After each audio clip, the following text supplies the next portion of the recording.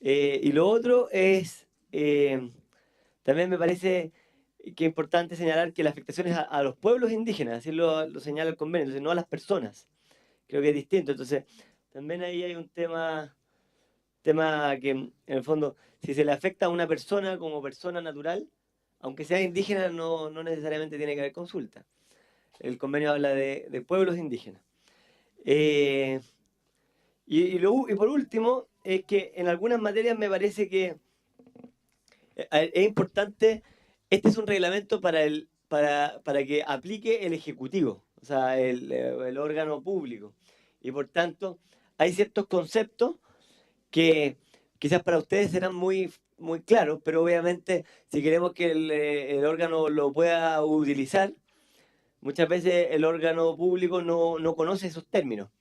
O sea, porque tenemos distintas formas de ver las cosas dependiendo de las culturas. Entonces, cuando hablamos, por ejemplo, de territorios, que ustedes plantean en la letra B, territorio, tenemos que ver qué significa, qué se entienda por territorio.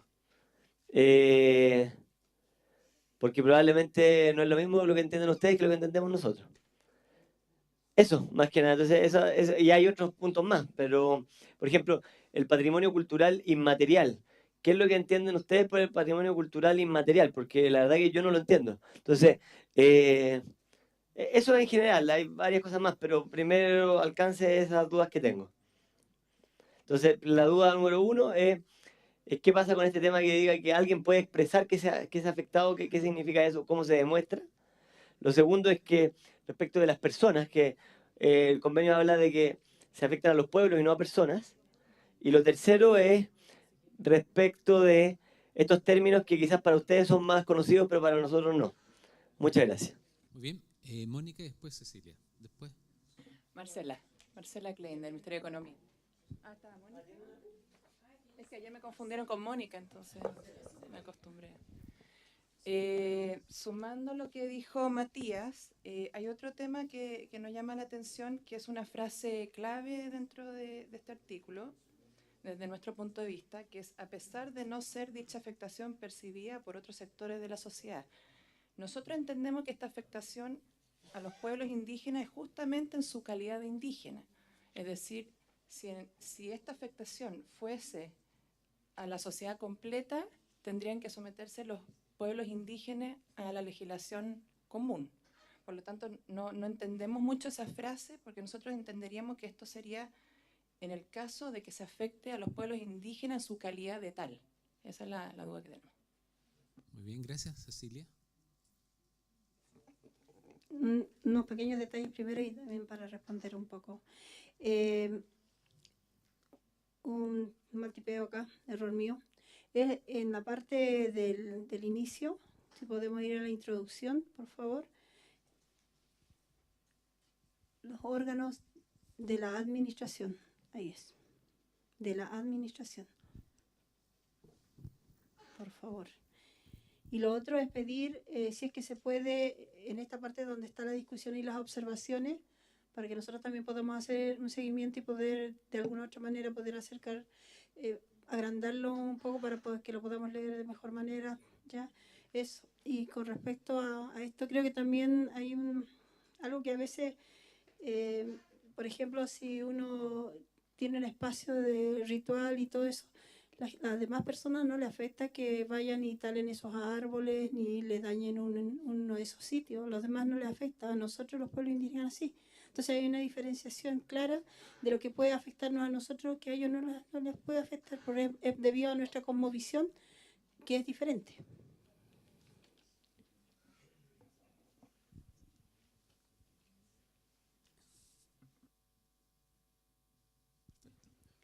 Aurora Nahuelán, novena región, nueva imperial. Eh, sí, afectación directa, muchas veces ustedes no lo entienden, como nos pasó el otro día cuando tuvimos la reunión con el señor del helipuerto que está camino a Nueva Imperial. El señor estaba sacando agua de una laguna donde nosotros hacemos nuestro encuentro para hacer las ceremonias nuestras, que es el Yatún. Y este señor estaba por mucho tiempo sacando agua de la laguna y era un poco no pudimos nosotros contactarnos con él, fue muy difícil contactarnos con él, pero lo hicimos por intermedio de la CONADI, donde acudió el señor Muñoz Pedraza, que tiene que ver con el medio ambiente de la CONADI, y él lo pudo contactar, y este señor decía que para ellos no era sagrado sacar el agua ahí, pero nosotros le pudimos demostrar que sí, porque en nuestro territorio, este señor se fue a sentar dentro de un territorio indígena. Entonces el hecho de que él estuviera sacando agua de un menoco, el cual a nosotros nos perjudicaba, porque ahí también está la fauna, hay harto pescado y cosas que el hecho de que él bajara con helicóptero y sacara agua, el hecho de mover tanto las hélices también era molesto para la fauna que había dentro. Este señor no lo quería entender, pero nosotros le dijimos que había un convenio, el convenio 169, donde nosotros reclamamos que el tema para nosotros era delicado. Y bueno, de tanta conversación, el señor después entendió y dijo que jamás se había imaginado que para nosotros nos afectaba tanto el hecho de sacar agua de ahí, pero él nos decía que era porque él por urgencia tenía que sacar agua cuando había incendio, pero al ladito estaba el río, entonces nosotros dijimos, ¿por qué no sacaba agua del río y no del Menoco?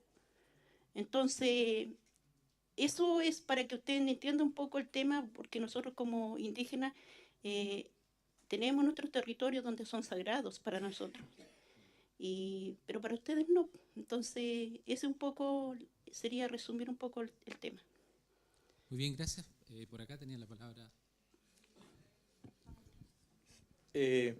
Reforzando lo que dice el Alamien, nosotros como pueblo mapuche, en particular en la novena región, antiguamente teníamos muchos más lugares de significancia espiritual que ya hoy por hoy ya no están, producto de que se han instalado forestales, han secado, como dice nuestra Lamien, sectores que antes contenían aguas que no eran aguas comunes y corrientes para nosotros. Son aguas, digamos, que son la base para los medicamentos que nuestras machis utilizan. Producto de eso, digamos, ellas han tenido que desplazarse. Actualmente en la comunidad nuestra machi hacia la cordillera va a buscar los remedios y en la del sector hay pocos sectores como Pichanto, por ejemplo, que contienen el agua que ellos utilizan en sus medicamentos y otros también los va, como digo, a buscar ya a desplazarse hacia la cordillera en busca de esas hierbas medicinales que son necesarias en nuestra medicina y que ya, producto, digamos, del desplazamiento de la flora y fauna que hemos sufrido por, como le digo, plantaciones de eucaliptos y otros temas que, digamos, que no han secado nuestras namas de agua, hay un desplazamiento que no es menor para lo que se llama nuestra salud como pueblo indígena. Entonces, esta situación no la percibe del resto de las personas, porque las demás personas es que ya se secó un estero, se secó, no sé, una ciénaga, y ahí terminó el cuento. Pero a nosotros sí nos afecta. Entonces, esa percepción ustedes no la tienen en el sentido de, como le digo, aterrizándolo a ustedes un poquito en el lado de nuestros medicamentos que por ahí nos pueden entender. Pero para nosotros también está la parte que es muy fuerte, que es la espiritual. Y tenemos lugares que para nosotros son muy significativos. Tenemos, hay Wilcún, hay una montonera, digamos, de sitios que ustedes desconocen, pero sí que para nosotros revisten una importancia cultural muy, muy especial y muy alta. Eso, gracias. Muy bien, Nelson, después Mónica y después Juana. Buenos días, Daniel Maribur del Consejo de Loncos. En realidad hay muchas cosas que el Estado chileno no entiende como Estado, ¿no? Pero eso no significa que no deban aprenderlo. El convenio obliga a los órganos del Estado a que tengan la pertinencia, que se estén actualizando si quieren. Por lo tanto, no se puede estar buscando una justificación de que no conocen lo que pasa en el mundo indígena. Y eso es verdad. De lo contrario, no estaríamos aquí negociando y estaríamos conviviendo con armonía. Pero no ha sido así. Por lo tanto, la obligación del Estado en este caso es buscar este conocimiento. Y de ahí que se mencionaban algunas formas ayer, ¿cierto?, de poder trabajar los temas en forma más pertinente.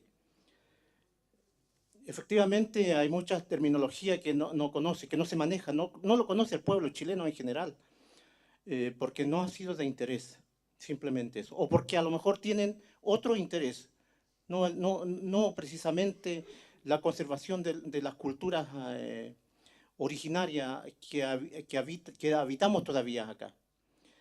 Y si bien es cierto, el convenio habla de pueblos, pero también de sus miembros de esos pueblos. Los pueblos lo conforman los miembros. Un pueblo no puede existir si no existen sus miembros, sus personas. Por lo tanto, sí, efectivamente,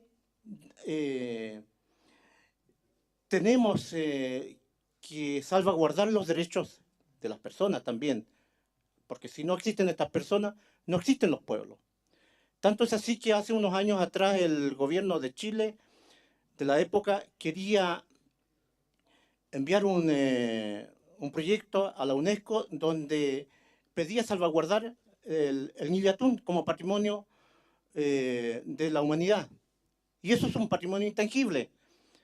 Los chilenos no conocen qué es un Niño Atún, porque no lo ven. Eso es algo intangible. Y hay muchas otras cosas intangibles también. Por lo tanto, hay que pensar un poquito qué es lo que es intangible, ¿no?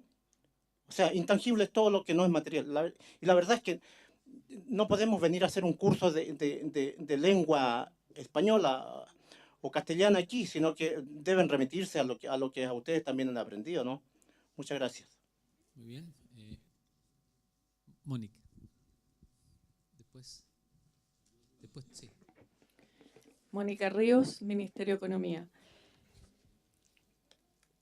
Respecto a lo que señalaba la señora Aurora, el ejemplo del agua de la laguna de Menoco, donde este señor sacaba y para usted era sagrado, yo en la propuesta que ustedes acaban de entregar se enumeran varios casos particulares y entiendo que el ejemplo que usted dio estaría cubierto en la letra C. Ahora, digamos, o sea, si eso volviera a ocurrir, estaría en la letra C, que es alteración de sitio, de significación espiritual, cultural o religiosa. Dado que estamos como en una propuesta con listados de casos, a mí me parece que deberíamos revisar el primer inciso, el primer párrafo, porque ahí dice que los órganos responsables, los administrativos, van a entender afectación directa cuando así lo estimen. A mí me parece que debiéramos tener ahí algo más preciso, una regla más clara. Y lo mismo también en la parte general para los pueblos interesados. O sea, a mí me parece que el primer párrafo habría que, bueno, hemos hablado que podría decir que los afecte en forma distinta a usted, etcétera. Entonces, que el primer inciso tenga un carácter más general, donde se fija como una mini regla, que es cuando los afecta a ustedes distintos y que los órganos de la administración están obligados a consultar en ese caso, no como hasta aquí que dice cuando así lo estimen. A mí por lo menos me parece que no es una buena idea. Sobre todo dado que después tenemos una lista de casos donde se dan ejemplos de afectación directa para ustedes. Entonces, propongo que revisemos el inciso primero para tratar de hacerlo un poco más concreto, como una regla más clara, dado que tenemos el listado de casos después.